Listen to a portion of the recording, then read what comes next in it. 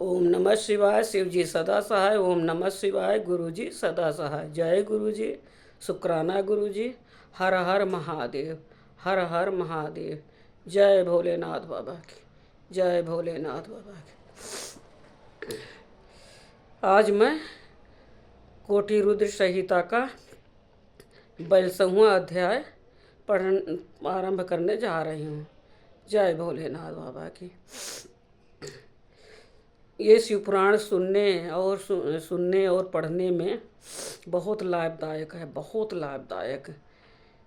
पाप पुण्य, दुख, दरिद्रता, बीमारी सब कुछ दूर होती है। सुनने से बहुत लाभ होता है, पढ़ने तो और भी सब बहुत अच्छा होता है।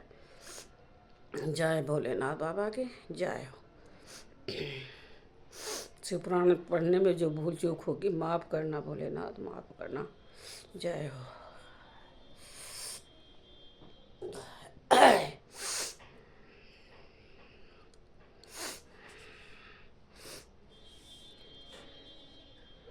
शिव, विष्णु, रुद्र और ब्रह्मा के स्वरूप का विवेचन। ऋषियों ने पूछा, शिव कौन है, विष्णु कौन है, रुद्र कौन है और ब्रह्मा कौन है?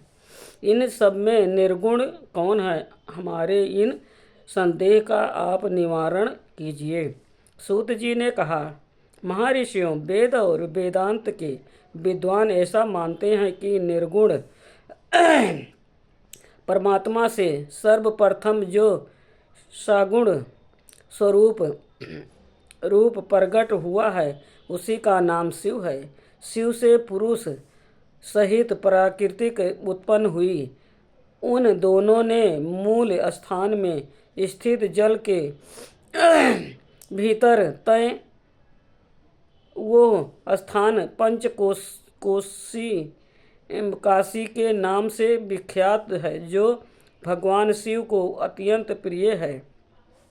ये जल संपूर्ण विश्व में व्याप्त है। उस जल का आश्रय ले योग माया से युक्त श्रीहरि वहाँ सोए। नर अर्थात जल को अयन निवास स्थान बनाने के कारण फिर नारायण नाम से प्रसिद्ध हुए और प्राकृतिक नारायणी कहलाई। नारायण के नभी कमल से जिनकी उत्पत्ति हुई वे ब्रह्मा कहलाते हैं। ब्रह्मा ने तपस्या करके जिनका साक्षात्कार किया उन्हें विष्णु कहलाया गया है। ब्रह्मा और विष्णु के विवाद को शांत करने के लिए निर्गुण शिव ने जो रूप प्रकट किया उसका नाम महादेव है। उन्होंने कहा, मैं शंभु ब्रह्मा जी के ललाट से प्रकट होऊंगा। इस कथन के अनुसार समस्त लोगों पर अनुग्रह करने के लिए जो ब्रह्मा जी के ललाट से प्रकट हुए उनका नाम रुद्र हुआ। इस प्रकार रूप रहित परमात्मा सबके चिंतन का विषय बनने के लिए साकार रूप में प्रकट हुए। वे ही साक्षात भक्त वत्सल शिव हैं। तीनों गुणों में से भिन्न शिव में तथा गुणों के धाम रुद्र में उसी तरह वास्तविक भेद नहीं है जैसे स्वर्ण और उसके आभूषण में नहीं है। दोनों के रूप और क्रम समान है। दोनों समान रूप से भक्तों को उत्तम गति प्रदान करने वाले हैं। दोनों समान रूप से सबके सेवनीय हैं तथा नाना प्रकार के लीला विहार करने वाले हैं। भयानक पराक्रमी रुद्र सर्वथा शिव रूप ही है। वह भक्तों के कार्य की सिद्धि के निर्मित विष्णु और ब्रह्मा की सहायता करने के लिए प्रकट हुए हैं। अन्य जो जो देवता जिस कर्म से प्रकट हुए हैं उसी कर्म से लय को प्राप्त होते हुए, परंतु रुद्र देव उस तरह लीन नहीं होते। उनका साक्षात शिव में ही लय होता है। ये प्राकृतिक प्राणी रुद्र में मिलकर ही लय को प्राप्त होते हैं, परंतु रुद्र इनमें मिलकर लय को नहीं प्राप्त होते। ये भगवती श्रुति का उपदेश है। सब लोग रुद्र का भजन करते हैं, किंतु रुद्र किसी का भजन नहीं करते। वह भक्तवत्सल होने के कारण कभी कभी अपने आप भक्तजनों का चिंतन कर लेते हैं। जो दूसरे देवता का भजन करते हैं वह उसी में लीन होते हैं, इसलिए वह दीर्घ काल के बाद रुद्र में लीन होने का अवसर पाते हैं। जो कोई रुद्र के भक्त हैं वह तत्काल शिव हो जाते हैं, अतः उनके लिए दूसरे की अपेक्षा नहीं रहती।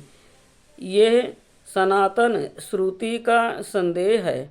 द्विजो अज्ञान अनेक प्रकार का होता है, परंतु विज्ञान का एक ही स्वरूप है, वो अनेक प्रकार का नहीं होता। उसको समझने का प्रकार मैं बताऊंगा, तुम लोग आदर पूर्वक सुनो। ब्रह्मा से लेकर तृण पर्यंत जो कुछ भी यहाँ देखा जाता है वो सब शिवरूप ही है।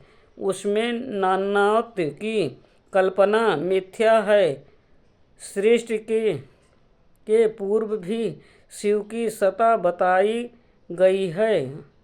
सृष्टि के मध्य में भी शिव विराज रहे हैं। सृष्टि के अंत में भी शिव कह रहते हैं, और जब सब कुछ शून्यता में परिणत हो जाता है उस समय भी शिव की सत्ता रहती है। अंततः मुनिवरसरों शिव को ही चतुर्गुण कहा गया है। वह ही शिव शक्तिमान होने के कारण सगुण जानने योग्य हैं। इस प्रकार वह सगुण निर्गुण के भेद से दो प्रकार के हैं। जिन शिव ने ही भगवान विष्णु को संपूर्ण सनातन वेद, अनेक वर्ण, अनेक मात्रा तथा अपना ध्यान एवं पूजन दिए हैं, वह ही संपूर्ण विद्याओं के ईश्वर हैं। ऐसी सनातन श्रुति हैं। अतएव शंभु को वेदों का प्रकट करता तथा वेदपति कहा गया है। वह ही सब पर अनुग्रह करने वाले साक्षात शंकर हैं। कर्ता, भर्ता, हर्ता, साक्षी तथा निर्गुण भी वही हैं। दूसरों के लिए काल का मान है, परंतु काल स्वरूप रुद्र के लिए काल की कोई गणना नहीं है, क्योंकि वो साक्षात स्वयं महाकाल हैं और महाकाली उनके आश्रित हैं। ब्राह्मण रुद्र और काली को योम एक से ही बताते हैं। उन दोनों के ने सत्य लीला करने वाली अपनी इच्छा से ही सब कुछ प्राप्त किया है। शिव का कोई उत्पादक नहीं है, उनका कोई पालक और संहारक भी नहीं है। ये स्वयं सबके हेतु हैं, एक होकर भी अनेकता को प्राप्त हो सकते हैं और उनके होकर भी अनेक होकर एकता को एक ही बीज बाहर होकर वृक्ष और फल आदि के रूप में परिणित होता है। हुआ पुनः बीज भाव को प्राप्त हो जाता है। इसी प्रकार शिव रूपी महेश्वर स्वयं एक से अनेक होने में हेतु है। यह उत्तम शिव ज्ञान तत्वतः बताया गया है। ज्ञानवान पुरुष ही इसको जानता है, दूसरा नहीं। मुनि बोले, सूत जी आप लक्ष्मण सहित ज्ञान का वर्णन कीजिए, जिसको जानकर मनुष्य शिव भाव को प्राप्त हो जाता है। सारा जगत शिव कैसे है, अथवा शिव ही संपूर्ण जगत कैसे है। ऋषियों का ये प्रश्न सुनकर पौराणिक शिरोमणि सूत जी ने भगवान शिव के चरणारविंदों को का चिंतन करके उनसे कहा। आज का कोटि रुद्र संहिता का 42वां अध्याय संपूर्ण हुआ। ओम नमः शिवाय। शिव जी सदा सहाय। ओम नमः शिवाय। गुरु जी सदा सहाय। जय गुरु जी। शुक्राना गुरु जी। अनंतम अनंतम अनंतम शुक्राना गुरु जी। हर हर महादेव। हर हर महादेव जी। जो शिवपुराण पढ़ने में भूल चूक हुई वो माफ़ करना भोलेनाथ, माफ़ करना। जय भोलेनाथ। बीच में खांसी आने लगी, परेशान हो गई थी। जय भोलेनाथ बाबा की।